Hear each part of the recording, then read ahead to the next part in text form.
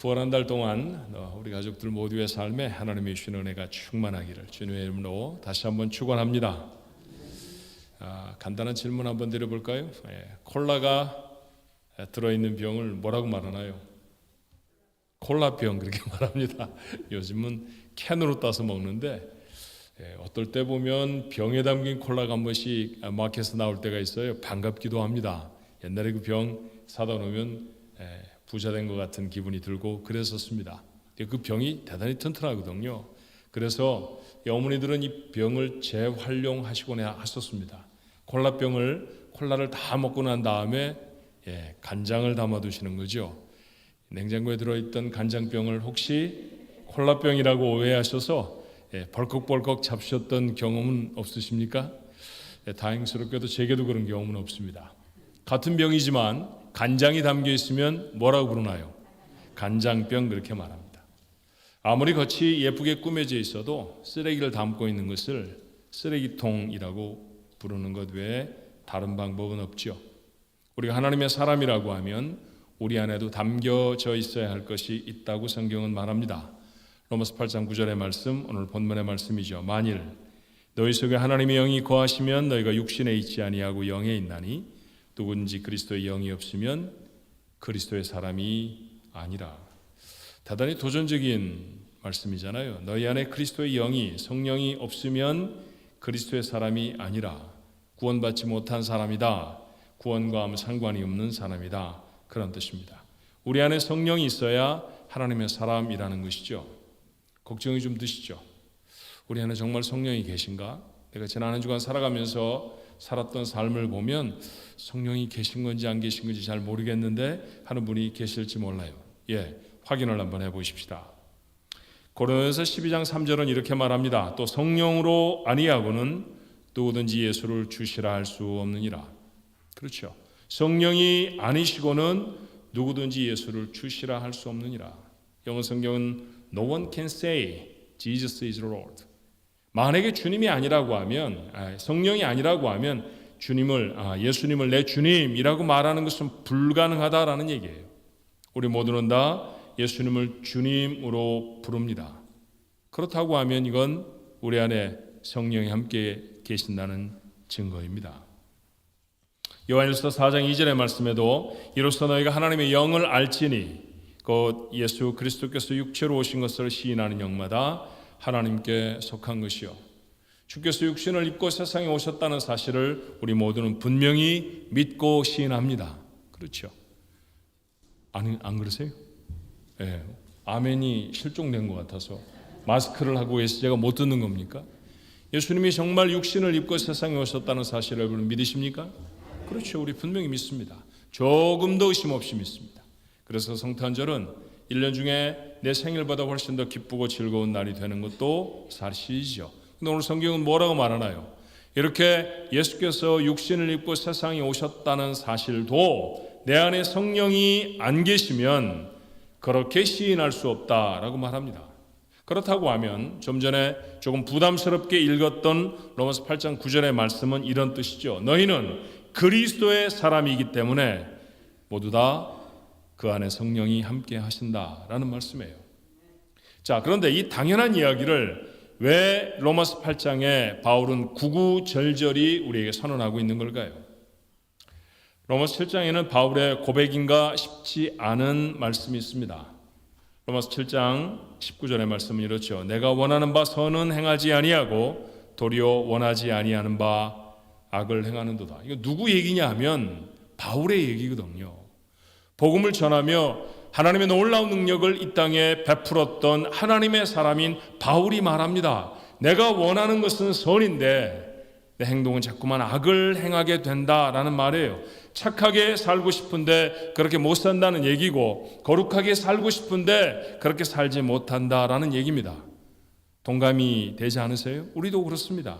감사하며 살아야지라고 시작한 하루인데 자리에 누우며 생각하니 원망이 가득한 입으로 살았습니다. 오늘은 내가 누구를 만나든지 그 사람을 섬겨볼 거야. 아마 그런 다짐을 하셨을지 몰라요. 어쩌면 오늘 주일에 예배당에 올라오면서도 여러분 마음속에 그런 생각을 하셨을지 모릅니다. 그렇게 될 때도 있지만 그러나 참 많은 경우에 우리는 내가 섬김받지 못했던 속상한 사건 때문에 속상해하며 하루를 닫을 때가 참 많아요. 자, 바울의 안타까운 마음을 성경은 이렇게 전합니다. 로마서 7장 24절에 오호라 나는 곤고한 사람이로다. 이 사망의 몸에서 누가 나를 건져내랴. 이 이야기를 읽으면 딱 우리의 이야기죠. 바울의 구원받기 전의 이야기가 아닙니다. 구원을 받고 생명을 걸고 복음을 전하는 전도자로 살 때의 이야기입니다. 구원을 받고도 우리는 여전히 옛 삶을 쉬이 떠나지 못합니다. 하나님의 사람인지 도대체 세상의 종인지 모호한 인생을 살아가지요. 바울도 그랬다는 거예요. 그런데 바울은 그런 삶 가운데 놀라운 사실 하나를 발견했습니다. 그래서 그 사실을 거푸 우리에게 확인해 주는 것이죠. 그것이 우리가 읽었던 본문의 말씀, 너희 안에 성령이 함께 계신다라는 거예요.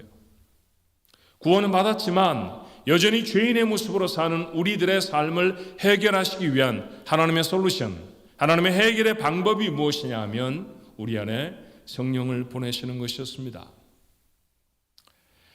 요한복음 14장의 말씀은 십자가를 지시기 전 제자들과 함께 하신 주님의 모습을 전합니다. 주님은 이제 곧 돌아가실 것입니다. 돌아가신다라고 말하는 게 중의적이잖아요. 이중적인 의미를 갖잖아요. 그렇죠? 돌아간다, 어디론가 다른 곳으로 간다라는 얘기지만 우리가 보통 세상에서 돌아간다 이렇게 말하면 죽는다 그런 뜻으로 사용할 때가 많아요. 아마 제자들에게도 그렇게 들려졌을 것입니다. 그러니 이 이야기를 들은 제자들의 마음이 어려워졌겠죠. 1절의 말씀에 보니 그들이 근심했다라고 했습니다. 우리말 표현이니 근심이라고 했지 사실은 절망스럽지 않았을까요?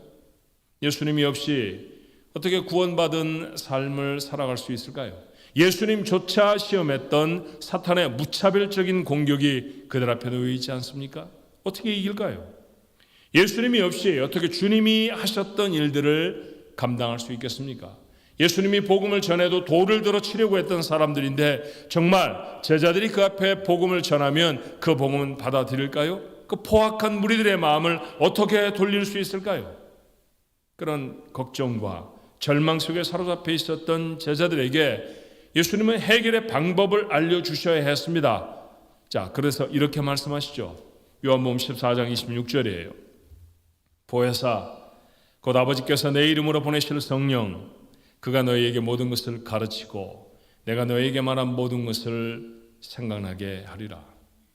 보혜사라고 하는 잘 사용하지 아니하는 단어가 등장을 합니다. 보호하고 은혜를 베푸시고 가르치신다라는 의미의 성령의 별명, 별칭입니다. 주님이 십자가에 달리셨을 때 제자들은 모두 다 도망했죠. 그들은 그렇게 약했습니다. 하지만 성령이 그들에게 임하시니 그들이 달라집니다. 주님이 체포되어서 돌아가신 바로 그 도시에서 바로 그분이 메시아라고 선포할 수 있었습니다. 예수님이 돌아가신 지 채 2달이 안 된 때의 일이었습니다. 무섭지 않았을까요? 나는 그들이 두려웠을 것이라고 생각합니다. 하지만 성령이 그 두려움을 이기게 하셨습니다. 예수님이 세상에 계실 때 그들에게 주셨던 약속의 말씀이었죠. 성령이 너에게 가르치게 하실 것이다. 가르쳐 아는 것만이 아니라 그들에게 능력이 되게 하셨다는 사실을 성경은 그렇게 우리에게 증거해 줍니다. 예수님의 질문에 거의 정답을 대답한 적이 없었던 베드로, 아직도 모르는 게 너무나 많아요. 그런데 성령은 그를 가르치십니다. 그러고 일어나 주님을 선포하니 논쟁의 여지가 없이 5,000명의 마음에 복음이 담깁니다. 법정에 잡혀가기도 했죠. 감옥에 갇히기도 했습니다. 불평하고 싶었을 것입니다. 후회가 마음에 피어올랐을지도 모릅니다. 그런데 성령이 그들에게 원망 대신 찬송을 하게 하셨고 비겁하게 부인하지 아니하고 주님의 종이라 담대하게 선언하게 하십니다. 성령이 그들 속에 있었기 때문이죠. 약속하신 성령은 그들에게 임하였고 그리고 그 성령은 연약한 인생을 하나님이 원하시는 강하고 튼실한 삶으로 바꿔내십니다. 맞습니다. 시간이 지났지만 우리에게도 성령은 같은 일을 하신다는 거죠. 하나님은 이 일을 위해 성령을 우리 안에 보내십니다. 우리 연약하고 부족한 인생을 위해서 하나님의 해결 방법, 성령을 우리 안에 보내시는 거예요. 개혁하기 위해서 정리를 좀 해야 할 것 같습니다. 구원은 받았는데 아직 구원의 수준에 이르지 못한 우리를 위해 하나님은 성령을 우리에게 보내셨다고 했습니다. 그렇다고 하면 성령이 우리 안에 오셔서 우리 안에 계시며 하시는 일이 뭘까요? 가장 현저하고 가장 분명한 것은 우리의 삶을 바꾸시는 것입니다. 우리는 오래전에 이런 말씀을 몇 주 동안 나누면서 우리 마음에 다짐을 했던 적이 있었어요. 갈라디아서 5장 22절로 23절의 말씀입니다.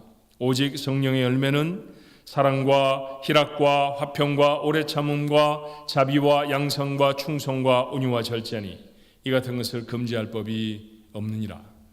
성령의 9가지 열매에서 암송도 하는 말씀이죠. 다시 말하면 예수를 믿고 하나님의 사람이 되어졌으면 이렇게 살아야 한다, 그런 이야기입니다. 그런데 여러분, 이 말씀이 우리에게 얼마나 버거운지도 아시잖아요. 우리는 우리를 사랑하는 사람을 사랑하는 것에도 서툽니다. 미워하는 사람까지 사랑한다는 것은 거의 불가능에 가까울 때도 많지 않습니까? 그런 우리에게 성령이 함께 하셔서 진실한 사랑이 가능하도록 우리를 바꾸어 내시겠다는 얘기죠. 오래 참음, 우리 이것도 참 잘 못합니다. 오래 참는 것처럼 힘든 게 없는 것 같아요. 하지만 저는 수십 년을 교회에 다닌다고 남편에게 구타를 당한 부인 한 사람을 압니다. 교회 다닌다고 매를 맞으면 이건 맞는 얘기입니까? 정당한 얘기가 아니잖아요. 보따리를 싸도 몇 번은 싸야 하는데 여인은 남편의 곁을 지킵니다. 남편은 전쟁터에 나가서 다리를 잃어버린 상위 용사였기 때문이죠. 그렇게 기도하고 울고 찢어버린 성경을 다시 테이프로 바풀로 붙여가면서 교회를 다녔던 이 여인은 마침내 남편을 이름만 대면 누구나 다 알 한국의 유명한 부흥사 목사로 만듭니다. 성령이 함께 하셔서 가능한 일이죠. 저는 그 상위 용사가 목사님이 되셔서 은혜를 끼치는 것보다 그 상위 용사였던 남편을 참아 인내하였던 아내가 더 대단해 보이더라고요. 자신의 아들을 죽인 어린 공산당원이 있었습니다. 밉지 않았을까요? 그냥 밉다라는 표현 갖고 안 되죠. 자기 아들을 죽였다고 하면 이가 갈렸을 일입니다. 그런데 공산당이 다 물러간 다음에 그 아이만 그저 그 땅에 남았을 때 그분은 그를 양자로 받아들입니다. 자기 아들을 죽인 사람을 어떻게 자신의 아들로 받아들일 수 있었을까요? 대단한 자비의 마음이죠. 성령이 계셔서 바꾸어내신 마음입니다. 누구의 이야기인지 아시잖아요. 그 유명한 손양원 목사님의 이야기입니다. 하나님의 사람으로 마땅히 살아가야 할 길을 성령이 보이시죠. 그리고 보여주시기만 하는 것이 아니라 우리와 함께 그 길을 걸으십니다. 바울은 다시 우리에게 이렇게 말해요. 로마서 8장 14절에 무릇 하나님의 영으로 인도함을 받는 사람은 곧 하나님의 아들이라. 성령은 구원받은 인생의 코치입니다. 훌륭한 선수는 훌륭한 코치가 다듬어 내듯이 성령 하나님은 우리의 인생을 하늘의 사람으로 다듬어 가십니다. 이게 우리 안에 계시는 성령이 우리에게 하시는 일이에요. 지금도 그 일을 여러분 속에서 하고 계시는 줄로 믿습니다. 두 번째로, 우리를 늘 하나님과 이어주는 것도 우리 안에 계시는 성령의 일입니다. 우상 앞에서 구하는 것이나 하나님 앞에 드리는 우리의 기도가 놀랍도록 비슷하다는 이야기를 들은 적이 있어요. 하나님이라는 단어를 빼면 그죠, 우상 앞에서 손을 비비며 비는 사람의 간구나 우리가 하나님 앞에 나와 기도라는 것을 하는 그 기도의 문구나 비슷하다는 거예요. 정말 비교해 보니까 놀랍도록 비슷하더라고요. 어제 오늘의 일이 아닙니다. 바울도 이렇게 말하죠. 로마서 8장 26절에 이와 같이 성령도 우리 연약함을 도우시나니 우리는 마땅히 기도할 바를 알지 못하나. 바울의 당시에도 하나님 앞에 기도하는 거 제대로 못했다는 얘기예요. 그런데 그 기도하지 못하는 모습을 보고 혀만 차고 계시는 것이 아니라 이후에 해결의 방법이 어떻습니까? 오직 성령이 말할 수 없는 탄식으로 우리를 위하여 친히 간구하시느니라. 기도는 하나님과의 대화 아닙니까? 이것도 우리는 잘 못한다는 것이죠. 그래서 성령이 우리를 도우신다는 얘기입니다. 우리는 성령을 통해 하나님 앞에 기도할 수 있습니다. 그러고 보면 예배도 마찬가지 아닌가요? 요한복음 4장 24절은 이렇게 말하죠. 하나님은 영이시니 예배하는 자가 영과 진리로 예배할지니라. 하나님은 영이십니다. 그러므로 성령에 의지하지 아니하고는 하나님 앞에 온전한 예배를 드릴 수가 없습니다. 몸만 왔다 갔다 할 뻔한 그 예배에 하나님의 임재를 체험하게 되는 것은 성령이 나와 함께 하시기 때문입니다. 30여 번의 설교를 하지만 사실은 여러분의 마음에 박혀서 기억나게 되는 말씀은 몇몇 구절일 수 있습니다. 그런데 만약에 그 한두 구절이라도 여러분의 가슴에 박아 생각나게 하셨다고 하면 그건 우리가 머리가 좋았다든지 아니면 집중력을 기울여서 설교를 들었기 때문이 아니라 성령이 우리 안에서 하시는 일이라는 것이죠. 성령은 우리에게 그렇게 하나님을 체험하게 하나님과 우리 사이를 이어줍니다. 또 한 가지 생각할 수 있는 성령의 사역은 하나님 앞에 우리가 무엇으로 부름받았는지 구체적인 사명으로 우리를 불러내십니다.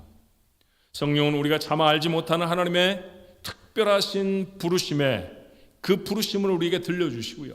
그 부르심을 감당하도록 우리의 손을 붙잡아 끌어내시죠. 자, 성경에 보면 가장 탁월한 사역자 중에 한 사람이었던 바울이라는 사람의 이야기가 기록되어 있어요. 바울은 소아시아 다소 지역의 출신입니다. 그래서 소아시아에 대한 애정이 참 많았어요. 그곳에 친구가 있었겠죠. 친척도 그곳에 살지 않았을까요? 그러니 그곳에 복음을 전하고 싶었을 것입니다. 그래서 바울의 두 번째 선교지는 소아시아 내륙 깊은 곳이었습니다. 그래서 성령이 막으세요. 자, 사도행전 16장 6절은 이렇게 기록되어 있습니다. 성령이 아시아에서 말씀을 전하지 못하게 하시거늘. 여러분 읽으면서 놀랍지 않습니까? 말씀을 증거하는데, 하나님의 말씀을 증거하는데 누가 못하게 하시는 거예요? 성령께서 못하게 하셨다는 얘기예요. 그들이 부르기오와 갈라디아 땅으로 다녀갔다고 했습니다. 성령이 복음을 전하지 못하게 하실 수도 있습니다. 왜냐하면 다르게 쓰임을 받아야 하기 때문이에요. 근데 바울이 잘 몰랐습니다. 여전히 방향을 동쪽으로 잡고 가려고 애를 쓰는데 갈 수가 없습니다. 자, 그때의 상황은 7절이 이렇게 말하죠. 무시아 앞에 이르러 비두니아로 가려고 했을 때, 자, 이게 전부 다 투르키의 동부 지역에 있는 도시들이에요. 그쪽으로 자꾸 가려고 애쓰는데 예수의 영이 허락하지 아니하시는지라. 예수의 영, 성령이죠. 성령이 그 길을 막으셨습니다. 그러고 나서 구체적으로 가야 할 곳을 그에게 이렇게 가르치십니다. 사도행전 16장 9절로 10절이에요. 밤에 환상이 바울에게 보이니 마게도니아 사람 하나가 서서 그에게 청하여 이르되 마게도니아로 건너와서 우리를 도우라 하거늘. 바울이 그 환상을 보았을 때 우리가 곧 마게도니아로 떠나길 힘쓰니 이는 하나님이 저 사람들에게 복음을 전하라고 우리를 부르신 줄로 인정함이로라. 마게도니아는 지금 그들이 가려고 하는 방향과 전혀 반대 서쪽 방향입니다. 그러니까 그리스로 가라는 얘기예요. 그리스 북부 지역에 가서 복음을 전해라 라고 하는 성령의 음성으로 그가 밤에 보았던 환상을 해석했다는 얘기죠. 그렇게 성령은 그에게 복음을 전할 자리로 인도해 내셨고요. 그리고 바울은 그곳에 순종해서 빌립보로 건너가 유럽 최초의 교회를 세웁니다. 이런 이야기를 하면 이런 이야기를 남의 이야기처럼 듣는 분이 계세요. 뭐 그런 얘기도 있구나. 그럴 수도 있겠네. 그렇게 들려주는 분들이 계십니다. 이유가 있습니다. 뭘까요? 왜 내 삶에서는 이런 사건들이 일어나지 않는 걸까요?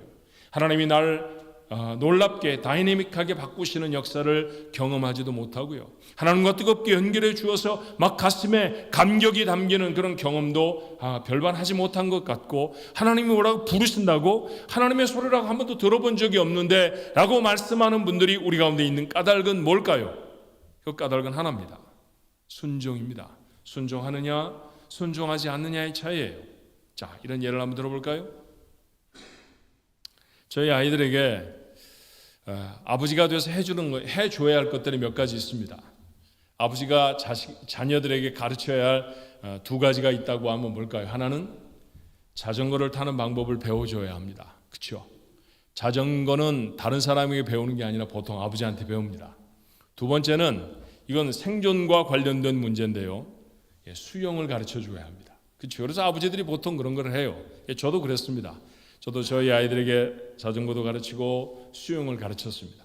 자전거는 비교적 쉽게 가르쳐 주었는데 이 수영이 잘 안 되더라고요. 마침 제가 살던 집 바로 옆집에 수영장이 있었고 집주인이 참 좋아서 언제라도 와서 수영장을 쓰라고 했어요. 동부의 집들은 담도 없으니까 그저 저희 집에서 걸어가면 그 옆집 수영장에 갈 수 있었습니다. 그래서 수영장에 애들을 풀어놓고 방학에 라이프 재킷을 입혔죠. 제가 풀 안에 들어가서 내려오라고. 제 팔에 붙어서 떨어지질 않습니다. 제가 밀어내야 되잖아요. 별의별 말을 팔을 쭉 펴봐. 그리고 힘을 쭉 빼는 거야. 그럼 물에 뜨지요. 더군다나 라이프 재킷까지 입었는데 몸에 힘을 꽉 줘도 뜹니다. 그러니 놓고 뜨면 되거든요. 그러면 애들이 저를 놓았을까요? 아닙니다. 더 붙잡습니다. 아니라고 빠져 죽을 것 같은 거예요. 아이들은 절대로 저를 놓지를 못합니다. 저는 떼놓고 거기에 서라고 하고 어떤 때는 고함을 지르고 옆에서 보던 아내가 딱했는가 봐요. 동네에서 알고 있는 고등학교 수영 선수 하나를 데려왔습니다. 저는 화가 나서 집으로 돌아와 버렸고요. 그러고 한 1시간쯤 지났을까요?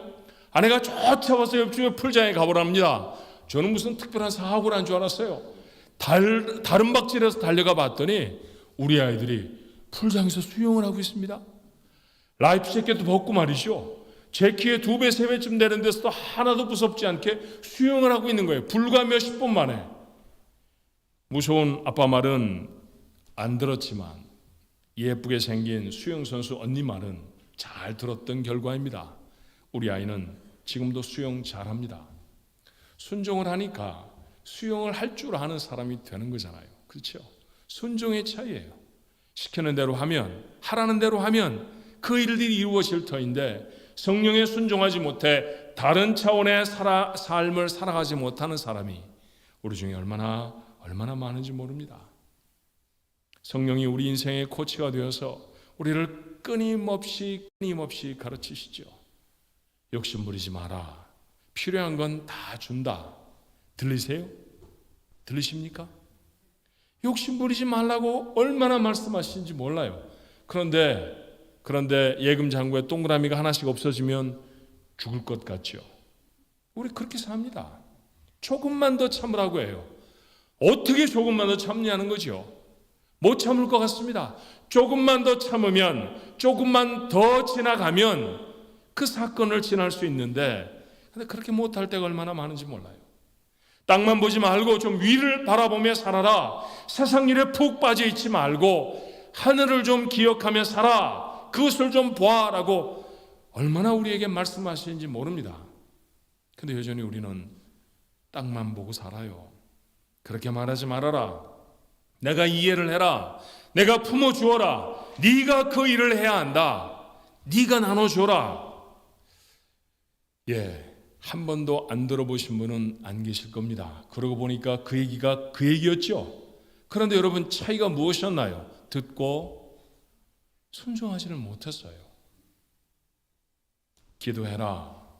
말씀하실 때마다 기도했으면 제가 단언컨대 여러분의 삶은 지금보다 배는 더 잘 됐을 것입니다.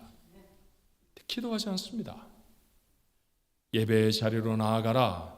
오늘도 우린 예배의 자리에 모였죠. 여러분 이 자리에 나오도록 한 게 그저 습관으로 아침에 일어나 세수하고 나왔다고 생각하실지 모르지만 성령이 여러분의 마음에 예배의 자리로 부르셨다는 사실을 저는 분명히 믿습니다. 그런데 여러분은 들으셨는데 듣고도 순종하지 못한 사람이 우리 중에 분명히 얼마쯤은 있지 않았을까요? 그렇죠. 그 예배의 자리들에 불러주셨다고 하면 하나님이 그들에게 나누어 주실 무엇인가를 준비하셨다는 얘기 아닙니까? 그 자리는 은혜의 자리입니다. 아무것도 준비해 놓지 않고 다 바치라고만 불러내시는 경우는 제 인생의 경험을 보면 단 한 번도 없었습니다. 하나님이 부르실 때는 그것이 축복의 자리인 것이죠. 그것을 듣고 그 자리에 서면 우리의 삶이 얼마나 놀랍게 바뀌어졌을까요? 맞습니다. 듣고 순종하는 사람, 인생이 바뀌는 경험을 하게 될 줄로 믿습니다. 그런데 아무리 말을 해도 순종하지 아니하는 사람, 어떤 수준에 머물러 있을까요? 여전히 오호라 나는 곤고한 사람이로다. 그 자리에 머물러 있습니다. 작년에도 오호라 곤고한 사람이로다. 올해도 오호라 곤고한 사람이로다로 살아가고요. 무덤에 가기 직전에도 오호라 나는 곤고한 사람이었도다 라고 고백하게 된다고 하면 도대체 우리 인생이 무엇입니까? 그렇게 한 해를 지나고 10년을 지나면 이제 아예 성령의 소리는 잘 들리지도 않고요, 뭔가 들려와도 이게 성령의 소리인지 아닌지 구분도 못 해냅니다. 이런 우리의 삶이 답답하셨을까요? 성경을 통해 바울은 이런 극단적인 비유로 우리에게 촉구하죠. 에베소 5장 18절의 말씀입니다. 술 취하지 말라. 이는 방탕한 것이니 오직 성령으로 충만함을 받으라. 나는 한 번도 술을 먹어본 적이 없어. 이런 얘기로 이 본문을 읽는다고, 이 말씀을 읽는다고 하면 이 성경이 담고 있는 의미를 잘 모르는 것입니다. 우리가 술에 취하여 있듯이 하나님 아닌 다른 것에 취하여 있는 것, 그거 멈추라는 얘기잖아요. 그렇죠? 그리고 성령의 충만함을 받아라. 앞에 했던 말과 똑같은 단어를 사용한다고 하면 성령에 좀 취해서 살아라, 그런 말씀의 다름이 아닙니다. 성령의 충만과 술 취하는 것이 이게 두 개가 어떻게 대조가 될 수 있는 얘기일까요? 비교가 되지 아니하는, 하나는 지극히 세속적인 일이고 상스러운 일인데 하나는 지극히 거룩하고 거룩한 일 아닙니까? 그런데 그 두 가지를 비유한다는 것이죠. 거기에 비유할 만한 이유가 있어서입니다. 술에 취한다는 것은 술이 그를 다스리고 지배하는 것 아닙니까? 정말 얌전한, 제가 학생 때 가르쳤던 학생이 있었는데 정말 얌전한 아이입니다. 뭐라고 질문을 해도 대답도 잘 못하던 아이였는데 대학을 가고 나더니 술이라는 것을 배우고요, 술만 먹으면 용사가 되는 거예요. 동네 간판은 다 때려 부시고 다니고 지나다니는 사람하고는 다 싸움을 해보자고 듭니다. 누가 다스리는 겁니까? 걔 원래 성품으로는 그렇게 못합니다. 술이 그를 다스리는 거죠. 그렇죠? 술이 그를 다스리듯이, 술이 그를 지배하고 그를 점령해 버렸듯이 성령의 충만함을 받는다는 것은, 성령에 취한다는 것은 성령이 나를 다스리시는 것입니다. 우리 편에서 표현하자고 하면 성령이 나를 다스리시면 나는 어떻게 반응하는 걸까요? 성령께 순종하는 것입니다. 성령이 하지 마라 했는데 안 하겠습니다 하면 성령이 충만한 거 맞습니다. 정말 하고 싶지 않은 일인데 성령이 해라 하셔서 라고 대답하고 그 자리로 걸음을 떼면 맞습니다. 그게 성령의 충만한 자리입니다. 그리고 그 성령의 충만한 자리에 한 걸음만 떼놓는 바로 그 시간에 여러분의 인생이 변합니다. 여러분의 인생이 달라집니다. 하나님이 주시는 놀라운 은혜로 새로운 차원의 삶을 살아가게 됩니다. 여러분 아시잖아요. 풍랑이는 바다에 정말 흔들리는 배 위에 서 있던 그런 제자들이었어요. 배 하나도 어쩔 수 없었습니다. 그런데 어스름풋이 저기서 보니까 그 바다를 누군가가 걸어오거든요. 사람들이 물었습니다. 누구십니까? 귀신입니까? 그랬더니 아니다, 나다. 너희들이 아는 나야. 들어보니 주님의 소리였습니다. 아무도 대답을 못하는데 베드로가 이렇게 말합니다. 정말 주님이시면 저도 좀 오라고 해보십시오. 그랬더니 넌 바다 걸어 뭐 하려고? 안 그러시죠? 내니 오라. 그 소리를 듣고 베드로는 조금도 서슴지 않고 배천을 뛰어내려 바다에 섭니다. 그리고 걷잖아요. 그렇죠. 바다를 걸어볼 수 있는 인생이 어디 있습니까? 인생에 가장 놀라운 경험을 했던 순간이 그 순간 아니었을까요? 사실 베드로가 누군가에게 설교할 때 이 사건을 이야기한 적은 한 번도 없습니다. 그러나 죽을 때까지 그의 마음속에 그때 그 풍랑이는 바다를 걸었던, 몇 발자국씩 모르지만 그 바다를 걸어갔던 그 경험은 잊을 수 없는 경험이었을 것입니다. 인생을 바꾸는 놀라운 역사, 무엇을 할 때 일어나는 것일까요? 들었을 때, 들음에 순종했을 때 일어나는 줄로 믿습니다. 그렇게 성령이 여러분에게 말씀하시면 아멘 하는 거예요. 그리고 그것을 순종하는 것입니다. 이것이 그리스도의 삶을 이룰 줄로 믿습니다. 부르심에 순종하십시오. 부르심에 응답하셔야 합니다 라고 말하면 인도 단기 선교 가는데 사인업 하라는 모양이구나, 그렇게 생각하시는 분이 참 많아요.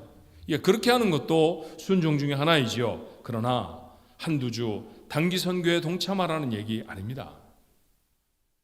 인생이 끝날 때까지 끊임없이 나를 하나님의 사람으로 다듬어 가시는 성령의 부르심에 응답하자는 이야기입니다. 자, 이제는 세상의 소리를, 고집스러운 내 마음의 소리를 좀 닫고 성령의 말씀을 들어보십시오. 아무 소리도 안 들린다고요?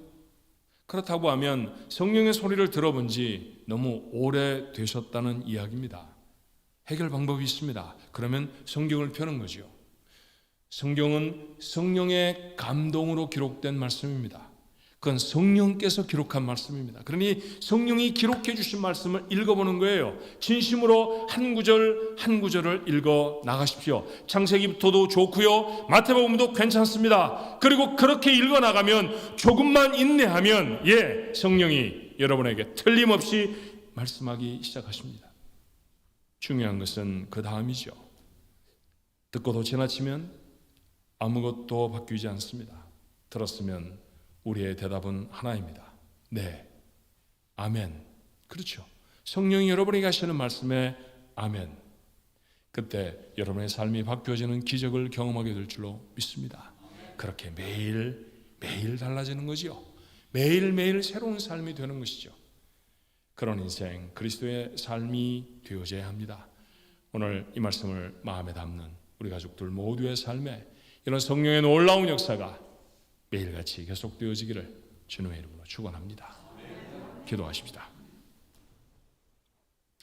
성령이 우리 안에 계신지 알지도 못하고 지났던 시간들도 참 많았습니다.